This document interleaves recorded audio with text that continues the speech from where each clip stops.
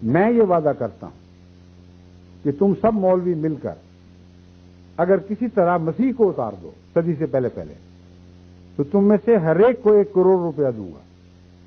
اور 1 لاکھ کا پہلے میں نے شاید اعلان کیا میں کہ وہ دن ختم ہو گئے.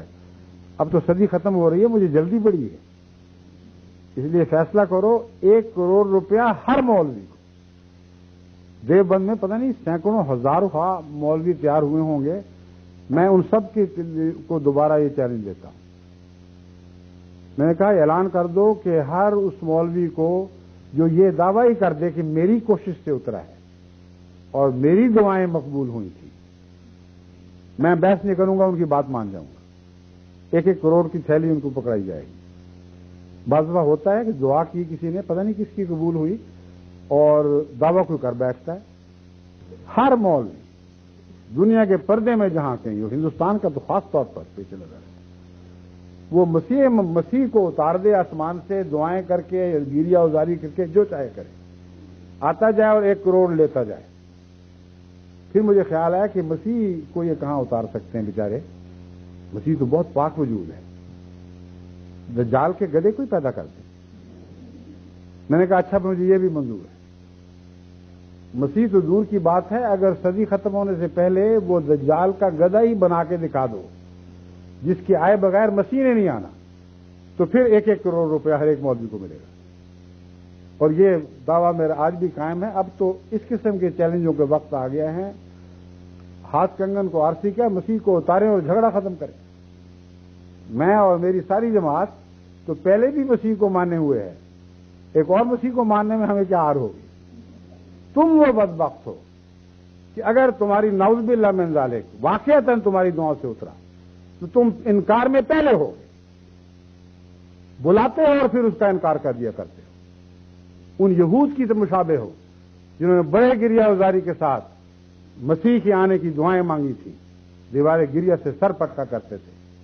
اے خدا ہماری قوم ادبار میں کہاں تک جا پہنچی ہے, اب آخر ہم پر رحم فرما.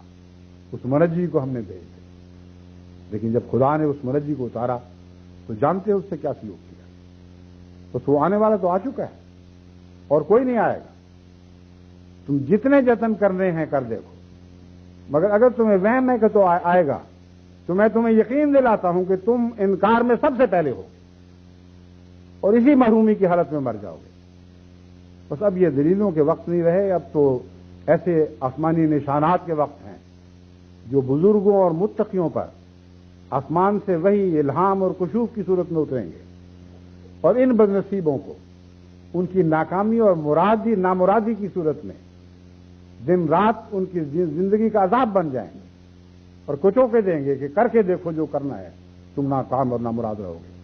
بس یہ چیلنج ہے جو ہندوستان کے اس مناظرے سے میرے دل میں پیدا ہوا, اور میں اسے پاکستان کے مولویوں پر اور ان بڑے بڑے دعوے داروں پر جو مسیح کو کے مردے کو زندہ کرنے کی کوشش کر رہے ہیں, وہ کہتا ہوں کہ کرو, شوق سے جو زور لگاتا ہے لگاؤ, لگتا ہے لگاؤ, آسمان سے اسے اتار کے دکھاؤ. جماعت احمدیہ کے خزانے ختم نہیں ہوں گے اور تمہارے کروڑ کروڑ کی تھیلیاں عطا کرتے چلے جائیں گے, مگر تمہارے نصیب میں آسمان سے ایک کوڑی کا فیض بھی نہیں.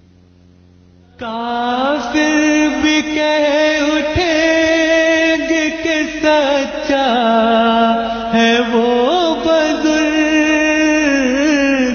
کافر بھی کہہ اٹھیں گے کہ سچا ہے وہ بزرگ.